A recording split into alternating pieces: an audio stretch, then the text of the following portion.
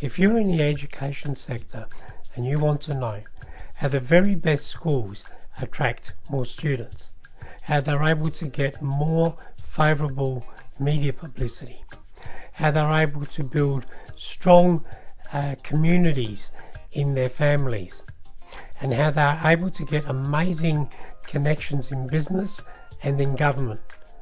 If you want to know these things, then this video is for you.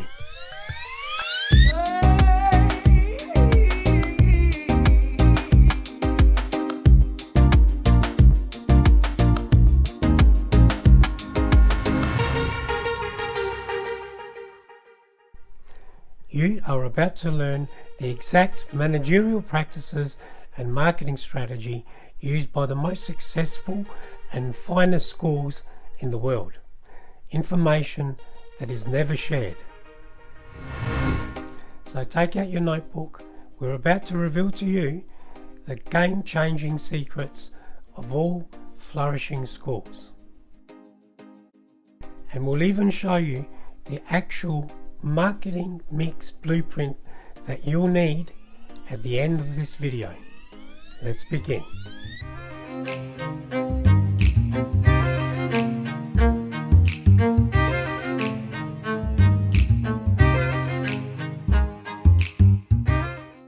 What does marketing mean in the context of a school? As parents of small children begin to actively consider which school to send their son or daughter, four main factors come into play when making their decision. 1. Proximity. The location needs to fit in with their work lives, their ease of transport, and possibly with grandparents. 2. Familiarity or family history. Perhaps a parent is an old scholar. 3. Reputation. This is a cumulative public relations influence that is built up over time, combining the parents' direct knowledge of a school with external influences. Reputation is shaped mostly by the appearance and behaviour of current students, the achievements of past students, what appears in the media about the school, what other people tell them about the school, and how the school promotes its brand in the market. And the fourth factor is price. How do the fees charged by schools compare with each other? Is the substantial cost of a private school worth the investment for their kids compared to a free public school education? Many parents will ask, is the perceived gap worth the school fees? So in a very direct microeconomic sense, there is a constant baseline competition between public and private education, as well as the more intense market competition within private schools. And there's even competition within the public schools in the district. This competition leads to all schools having to do more to attract enrolments, and so every school strives to build as much advantage over other schools as possible. Let's look at the forms of competition between schools. All schools compete on reputation, fees, and proximity. They compete on academic performance, for example NAPLAN. Many compete on gender. There are all boys schools and there are all girls schools. Some compete on specialties such as STEM, music or business. And they compete on facilities like stadiums and swimming pools. Schools compete against each other to attract teachers. Schools compete against each other to attract sponsors. And schools compete against each other for grants and other funding.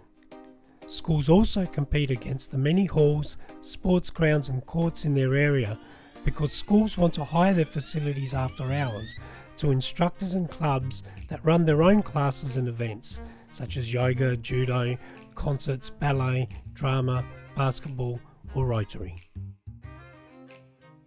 To compete properly in all of the above requires a professional marketing strategy if a school is to thrive in its market. If it's to achieve the economies of scale required to operate a modern educational facility that can provide superb service to its community and to ultimately be commercially successful. So, what constitutes world's best practice in primary, middle and secondary education? What are the strategic things that the very best schools are doing that gives them such a significant advantage over other schools? To find out, we are going to hear from an experienced and highly regarded principal of one of the best schools in South Australia, Mr. John Foley of St Michael's College, a private school in Adelaide's premier beachside suburb of Henley Beach. Listen closely as John graciously shares with us the powerful secret sauce that creates all of the conditions that put schools such as St Michael's College in such a strong market position.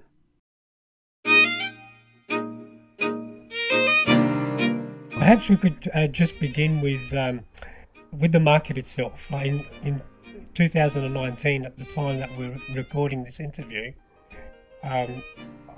what does the market in modern society want from a school for their kids? Yeah, I think we're lucky in South Australia that we have lots of different products of education, and I think that's really important because families sometimes have history or their own agendas or their own wishes for their kids, and some of it's historical and some of it's new. The bottom line often is that parents don't really know what lies ahead, and that's the same in education. So at the moment, in a school like St Michael's, I think it's really important to be able to project to parents and to families who live in our area that really their son or daughter can come into a school, and it doesn't matter what their starting point is. And whatever their starting point is, whatever their likes and interests are, that will be catered through with different pathways within that school. Because at the end of the day, we often hear that parents just want their kids to be happy. Yes. But at the end of the day, it's more than just being happy. Sure. And so I think our role is very much to set up an environment which really provides a lot of choice for those students who are there, both when they're at school and then when they leave into greater life. What are some of the common concerns that parents have when things they worry about that they want to protect their kids from when they choose the school that they want? Yeah, we hear this all the time. This idea of being happy and their wellness, I think, is core first of all, and I think that's got to be almost your greatest focus when you start off. I think they're concerned about the opportunities for their sons and daughters into life. Yeah. What's it going to mean into career? What opportunities are they going to be able to, what skills and knowledge and understandings can they build which will set them up for life? And I think that's a concern. I think it's one of the ways that they choose schools. They want to look, are they safe and well? Mm-hmm. But then what opportunities are going to be available for them? Obviously, they must also talk about a safe environment with other good kids. Yep. And certainly St Michael's has that. Maybe talk a little bit about that, because that aspect of a safe place, good kids, a good environment with other good kids, that's something that is important from a marketing point of view. How do you convey that to a market? Yeah. So I love working with our kids and with our families. They have a great sense of occasion. They know how to what's the right way to interact in a school, and I love that about them. It's really important for us to set up a sense of community first and foremost, and that's built around, and our common language at St Michael's is built around where it is inclusive and respectful community where every individual is known, valued, and cared for. Yes. And that's just essential to set that up. And I think you could almost put a full stop at the end of that, and parents and families' number one concern can get a tick. Yes. Because once you set that up, now you've got the opportunity for everything else to happen. Yes. And if you don't set that first part up, it's very difficult to see the light at the end of the tunnel. And I feel as if we do that really well at St Michael's. It's very prevalent in the branding too. I've noticed that every communication's being the best you can be. Be the best you can be. Language that talks of that is projected all the time. Not just in promotional flyers and on the website, etc., but also in the actual words that are spoken in the school by staff, by the community.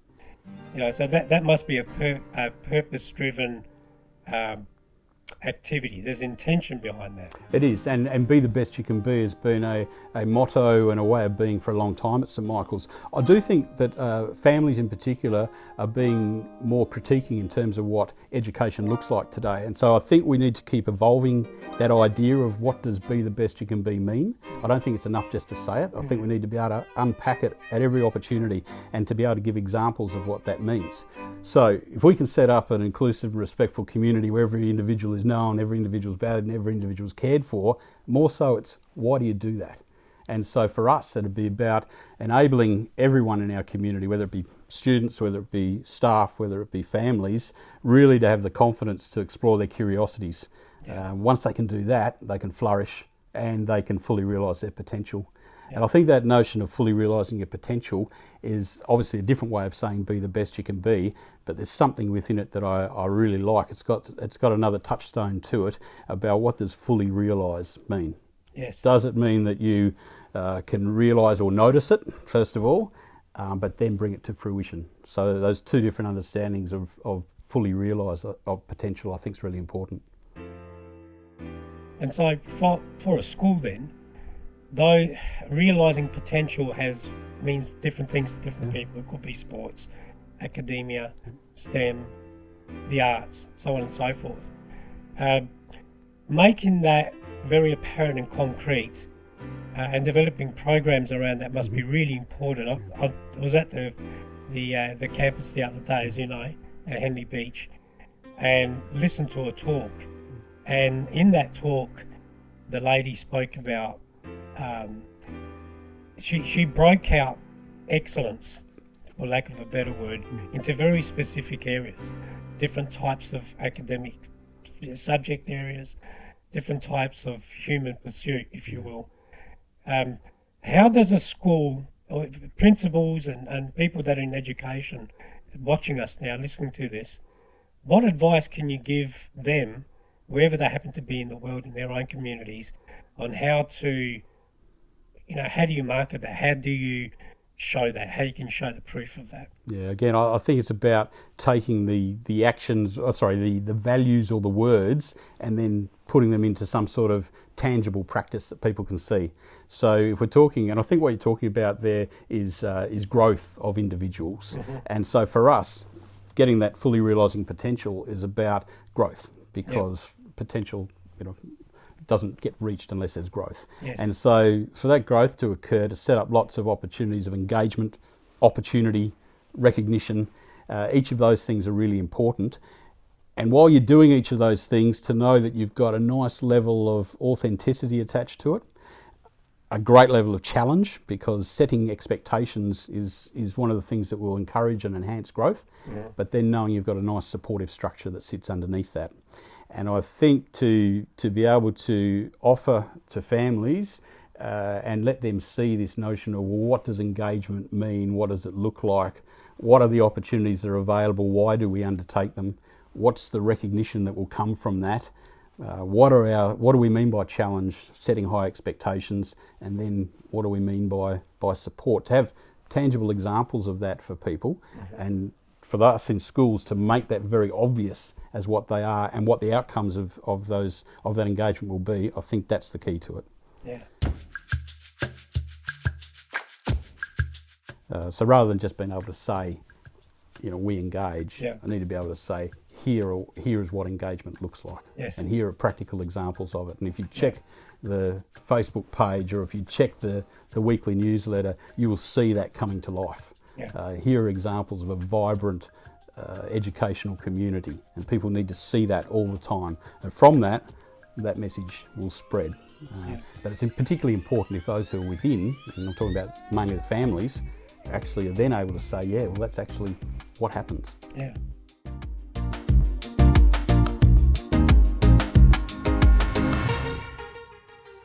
So, John, we speak about kids realising their full potential. And from a marketing point of view, that needs to be communicated in very concrete ways. What's the best way for a school? What advice can you give other schools around the world? What's the best way of doing that so that people see that in the community, so that potential clients, parents that live around your area, recognise those things, see them played out, and yes, that's where my kid's going to go. So I think it's important, if we're talking about realising potential, to know that potential comes through growth. And for us as a school to be able to show people, well, how do we develop growth amongst individuals? And we would want to be very clear about how we do that in terms of engagement, opportunity, recognition, and lots of examples of what that means and what it looks like. With that, we have to be very clear about the fact that we set high expectations, which is often about challenge, which promotes growth, but also what's our supportive structure that sits underneath that, so that when people are engaged and taking opportunities and taking risks and are challenged and set high expectations, what's the support mechanism that sits underneath that? And I'd be suggesting to anyone who's trying to promote this that they make it very clear and give practical examples, whether it be through your Facebook page or whether it be through your newsletter or whatever other avenues there are in terms of parent interaction and parent engagement, to make sure that people are seeing the actuality. What does that mean? What does engagement mean at your school, at St Michael's College? What opportunities are available, and how does the growth develop out of that, particularly when you're setting high expectations, challenging situations and supportive situations. I think we spoke at some stage about those who are already in the community being able to speak with their colleagues or friends, friendship groups, and be able to say to them, this is what my daughter or my son experiences at St Michael's College, and I've really seen their growth out of that. Yes. So now what immediately comes to mind is the value of old scholars. If a school has a passionate, close-knit alumni, it really needs to tap into that in a way that helps promote the school. What's a good way of bringing that alumni to life? Rather than leave it as a dormant, sleeping thing that people just passively talk about from time to time. How does a school really engage with their alumni? Yeah. So as you're aware, Steve, and I appreciate your help with this over time as well, we did quite a bit of work in terms of our research in terms of what do our alumni, what do our old scholars, what do they want in terms of their interaction with the school? What can the school benefit from that interaction? What can they benefit from with each other? And in recent times, our community relations person, Olivia, has done a terrific job with this. An increase in the number of reunions that have been on in recent times. Yes. A fantastic publication, a community news that recently went out. And what we've found from that is this great outpouring or inpouring into the school of interest from our old scholars in terms of their connection, what they might be able to either add to the school or what the school might be able to add back, or value add back to them as well. We see it on a common basis in terms of those old scholars whose children then come into the school as well. Yep. And while the college keeps changing over time based on its needs, there is a sense of people having a confidence to be able to say their own experiences were so positive that they would want something similar for their sons and daughters, albeit it has to change over time, of course. So it's programs whereby old scholars can come back and speak to the current children. I know I've done this quite a few times, and the kids got value out of it. I know, because in years after, kids come up to me and say, I remember you came and spoke to us. So it gives value to the kids, but it gives me so much value. So where old scholars are able to come back either through offering business opportunities, work experience, speaking, whatever it may be, what programs do you think schools can use to encourage that? So I think, where we see the connection is very much through programs such as our VET program and through our careers programs. And we consistently hear from old scholars who are saying, I've been employing St Michael's students in recent years, and you'll always be our go-to. Because of the quality of the individuals that are coming out, we feel a sense of confidence that we are able to do that. We've had a very strong connection in terms of old scholars being involved in the co-curricular program over time and in volunteer programs back within the school. And to a person, when we thank them for their involvement back to the school, they have a similar response to yours, which is, no, I get a value out of that as well, a sense of pride in terms of my connection with St Michael's College, and for them to be able to help, but also a sense of achievement, I guess, for themselves to be able to assist and promote the college and their own workplaces as well. Absolutely. Yeah.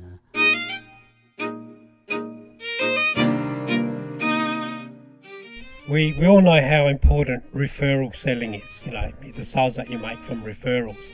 And we've already mentioned the large cohort of old scholars.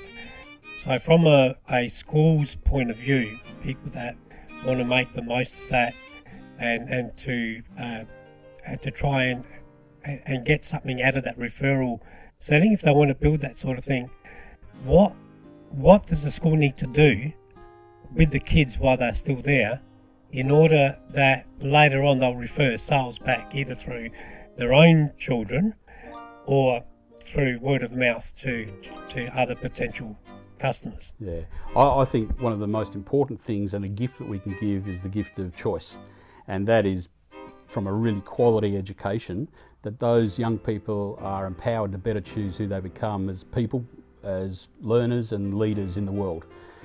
Now they're developing that during their time at school, but in regards to your question, when they leave school, then people will be able to see that.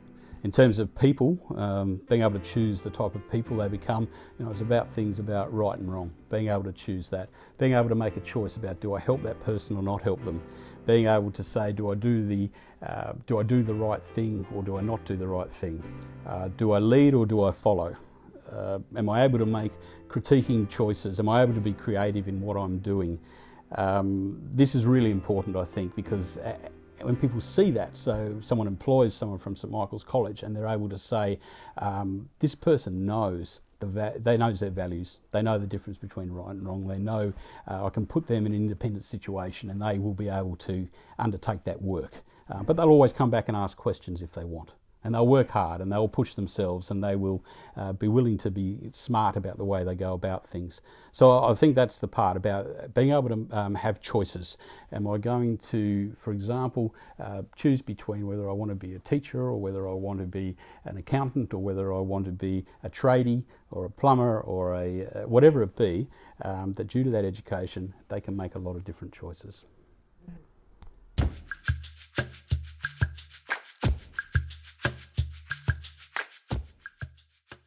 Steve Jobs spoke a lot about branding and how a really strong brand must have good internals. Its internal compass must be set. It needs to know where it's going. So for a school brand to be really strong, what are the things that internally that school needs to have, that internal compass? What does it look like in order to be able to develop a really strong brand for a school? So I think all great organisations and all great communities, they know and understand their values and they know and understand their purpose. In our school at St Michael's College, which has a wide tradition, we have very rich and diverse language, and we have many touchstones, I guess, in terms of our history. And one of our issues has been about capturing all of that into some very clear language. So we've consolidated that in recent years into a story. And the story is about community, challenge and choice. And through that, people have a greater understanding and they can remember the narrative and the story. And that's what I think is so important. So when you come into the community, you know that it's an inclusive and respectful community. You know that you'll be known, valued and cared for. And these are touchstones that we can work with the inside of our community, our staff in particular in the first instance, to be able to provide those situations. But then for our students to understand that and what their role in it is, and for our parents to know that we're all on the same page there as well. It's certainly in terms of that first notion of community, it's not something one individual can do, and it has to be well known that has to be a partnership between the staff, the students and the families of the college. So to be able to know that you can come into this community, which is inclusive and respectful, you will then be able to flourish. You'll be able to explore, you'll be able to realise your potential. Once you can do that, now we can grow, we can be engaged, we can be challenged and supported. And when we know that, through that education, we now have we're empowered to make those choices about our life, our learning and our leading into the future. A lot of what you just said ties in so much with the previous conversation, where the brand's narrative, that strong story, not only helps create the brand. I mean, you obviously need to promote it, which we'll talk in a moment. But if you don't have something good to promote, you might as well shut the door. So, developing the brand story, developing that storyline, not only gives you the public relations kick that you need in the market, but in turn it also, by its very nature, automatically creates that referral sales system down the line.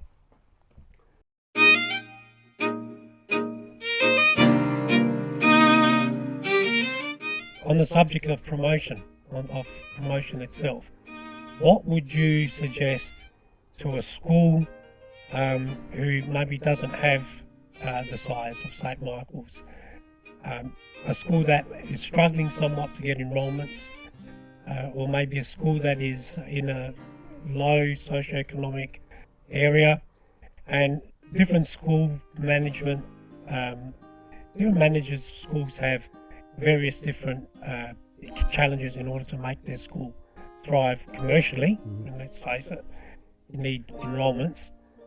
What are some pointers that you can give those schools to be able to improve their commercial situation and also their internal compass, if you like? So I would say a quality education is number one.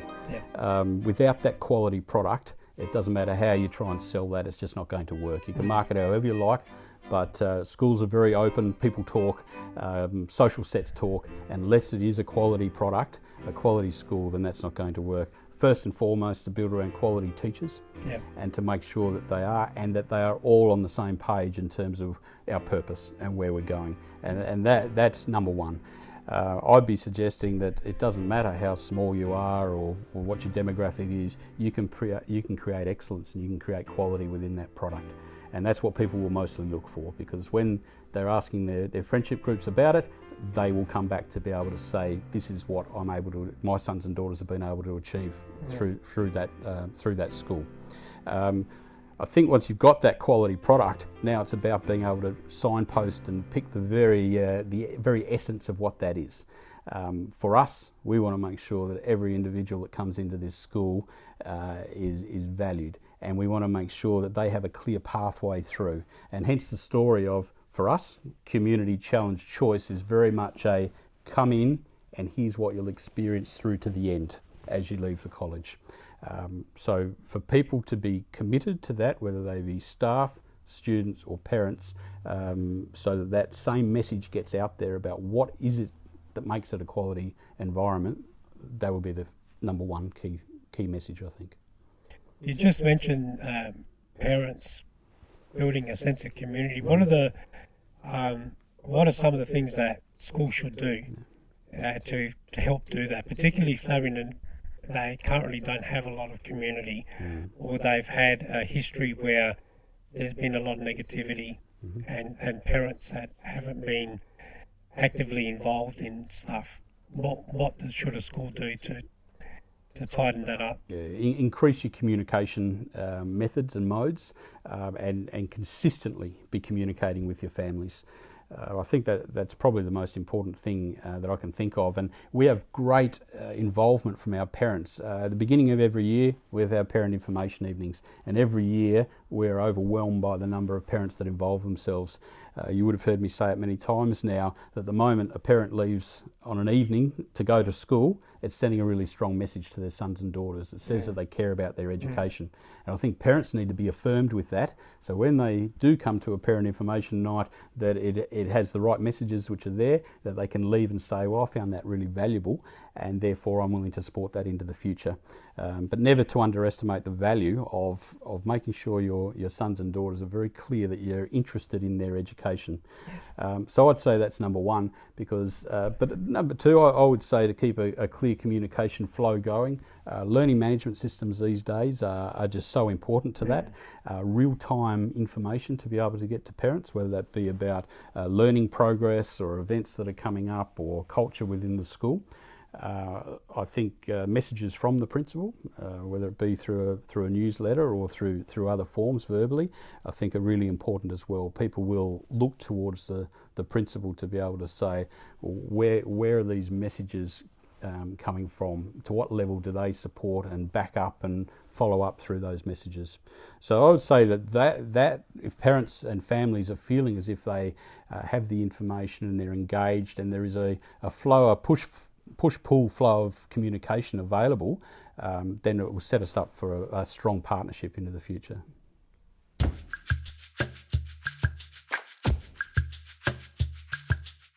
So John, unfortunately we don't live in a perfect world, as you know, and from time to time schools need to deal with problems, and sometimes quite serious problems that happen within the school, within the community.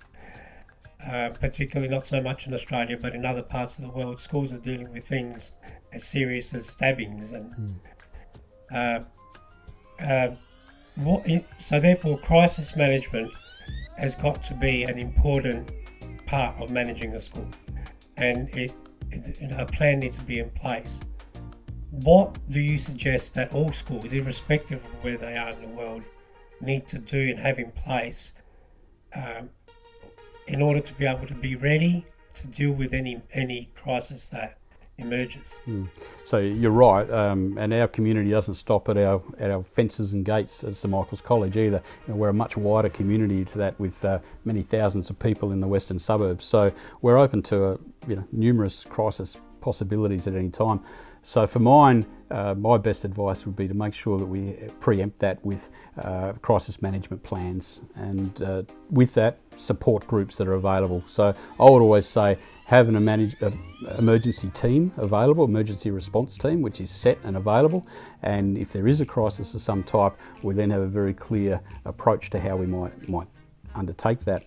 Yeah, so we should have in place already a critical incident management plan, which nearly always involves the first part of that being to get your emergency response team together. Ideally, you then have a plan which is in place, which we're able to go through and check. I've been through numerous crisis situations where trying to make that up on the spur of the moment is not a good idea. There's a lot of pressure on, but certainly one of the first things is to look at all the different stakeholder groups and how we're going to approach that. And a lot of it's about communication. How and when will we communicate to the different groups? Certainly a lot of it is about our support structures which are in place, and very rarely will it be in a school that you don't have external support structures available to you. So I have other governance structures with the board, Catholic Education, with my own team of support as well. Within the college then we have different levels of expertise, whether it be with our senior leadership team, or whether it be with our pastoral support team, or whether it be with our counselling team. And each of those play a really important role in any critical incident or crisis management approach. Yeah, and we can't underestimate, we can't understate just how important crisis management is in terms of the public relations of the school. The marketability of the school and is going to be dictated by the reputation of the school, mostly. And that reputation has to be guarded, has to be protected.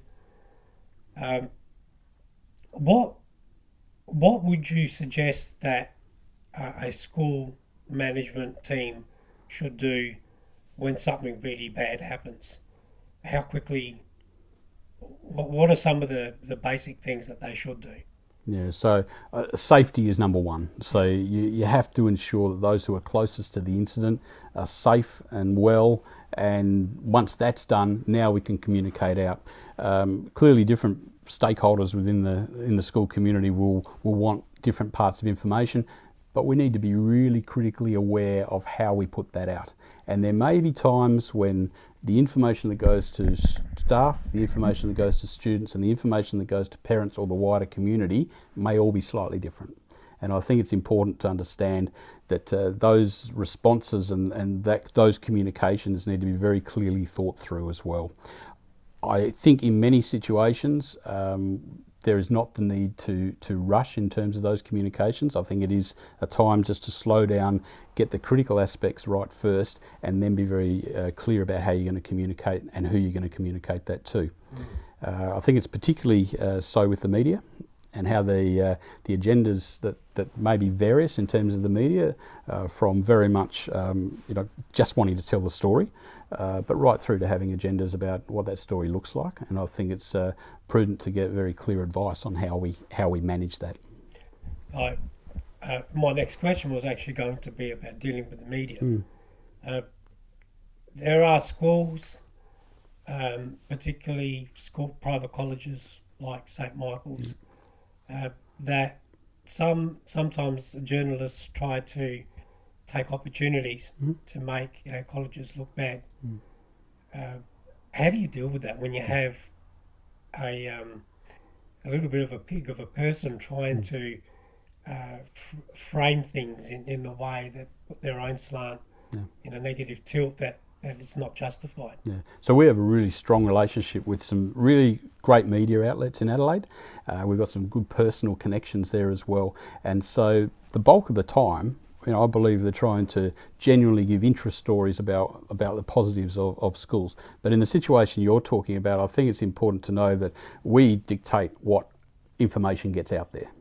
We can be very clear about how we send the message out there. It's not our role to respond to the questions of the media, in my opinion, particularly in that situation you're talking about there. I think it's important that we manage how we send our message, and the message has to be very clear, and the message has to be agreed upon from within before we make a decision to put it out there. And so media training, formal media training, is that something you suggest that schools should look into? Absolutely. Yeah. Might not seem so today, Steve, in this interview, but that media training is really important. It brings you back to the core parts of what is presented through communication and through the media, and I think the core part to that, my advice to anyone who is looking at undertaking it, number one is to do it, and number two, listen very carefully in terms of the control that we have. You're never required to answer a question.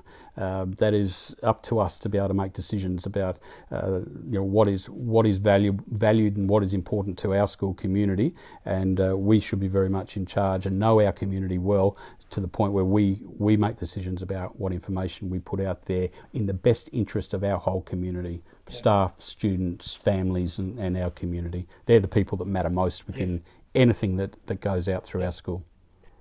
So we've dealt with negative stuff. Yeah. When you've got the press in front of you because of something negative. Equally, how do we make the most out of press for positive things? We need to use media to help promote the school and promote achievements that happen with students and so forth. What are some of the things that schools should do to be able to get that benefit in their own area? Yeah, build really strong connections and relationships with the local media. The spread of the local messenger, for example, is a really good one to have on hold, because they're always looking for great little interest stories. We today just put one in about the de la sauce at the primary campus, where the boys undertake a cooking program from the tomatoes from our own garden, and to be able to create a sauce from that they've taken the play on words and called it de la sauce. So to keep promoting those types of good news stories, which, let's face it, are what's happening in schools every day, and there are plenty of great stories that come out of St. Michael's every day that the local media organisations are very happy to take up. So keep that relationship strong. Don't be afraid to get out there and talk to them. Put out media releases at different times when you think that you've got great interest stories that are there.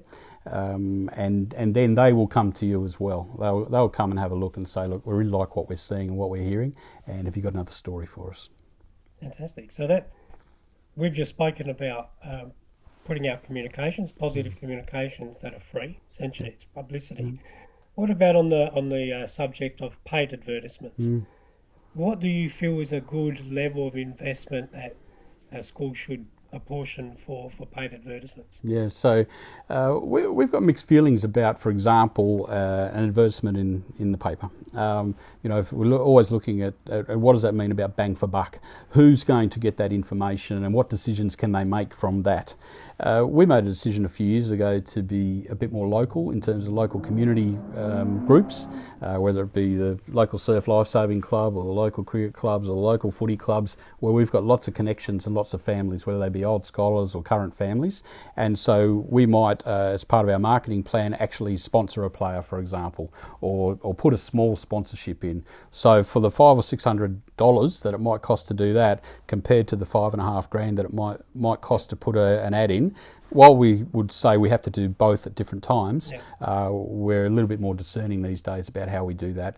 And we would say that, for example, at the local footy club where you've got a heap of our young people there and young families, to see that brand there and then be able to talk to others who are in the club who've had an experience of St Michael's College, that to us is a real bang for buck type of situation.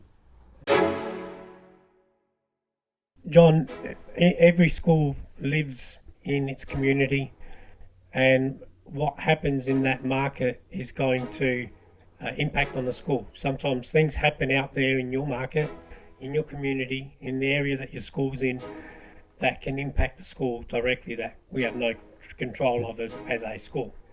A school can't control. So how does a school protect, from a public relations point of view and from a sales point of view, how does a school protect itself commercially by having the right stuff inside?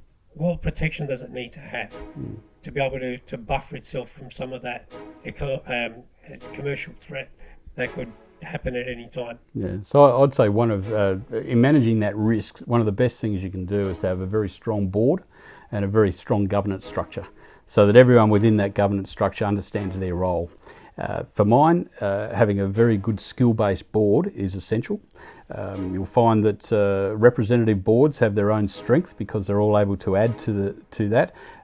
But if we don't have the breadth of skill amongst that, whether it be financial, whether it be people and culture, whether it be experience in education, then I think that we can fall short. As a principal then, in their relationship with the board, I think it's just absolutely important to not be afraid to manage your own way up with the board. Many people would see that notion of them managing down to the principal, but for the principal to be managed up and to be very clear about what agendas the principal might have that they think is going to get the school its very best outcome and result, and to stay very close to that board in terms of those agendas, build strong relationships with the chair of the board in particular, but also the other members of the board there, so that it becomes a very strong working relationship as opposed to being one that's either a downward or upward pressure in terms of the relationship.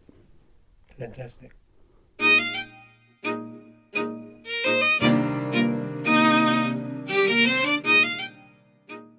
So John, we've spoken about a few things, and I'm sure a lot of what we've covered is going to be of use for people around the world that are running schools.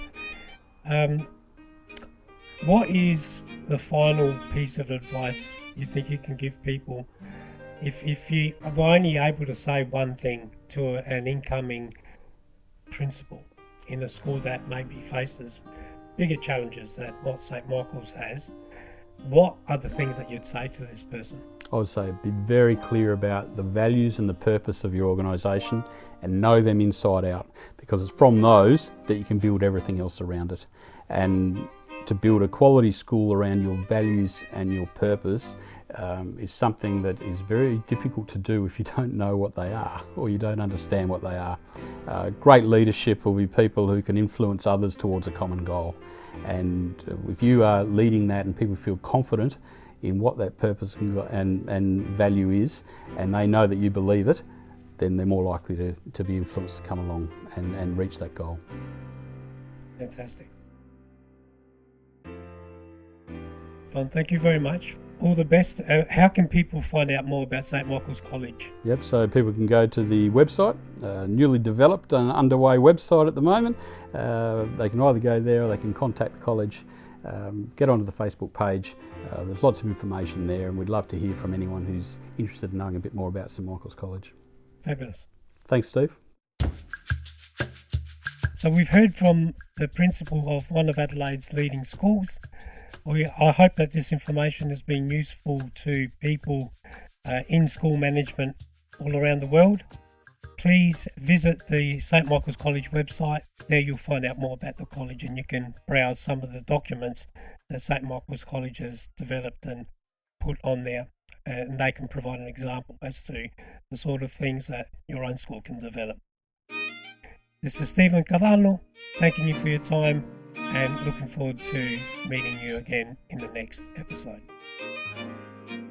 We've prepared for you the actual marketing mix plan specific to education marketing, which is now downloadable from our website.